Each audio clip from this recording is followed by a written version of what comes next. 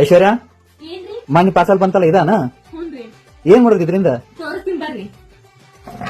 ಇದು ರೊಟ್ಟಿ ಮಾಡೋ ಮಷಿನ್ ರೀ. ಇದನ್ನ CS ಕಲೆಕ್ಷನ್ ಇಂದ ತರ್ಸೇವ್ರಿ. ಇದ್ರ ಜೊತೆ 2 ಬಟರ್ ಪೇಪರ್ ಕೊಟ್ಟಿರ್ತಾರ್ರಿ. ಇದು ಜೋಳದ ಹಿಟ್ ಐತ್ರಿ. ಇದನ್ನ ನಾವು ಉಣ್ಣಕ್ಕಾಗ ನಾದ್ಕೋಬೇಕ್ರಿ.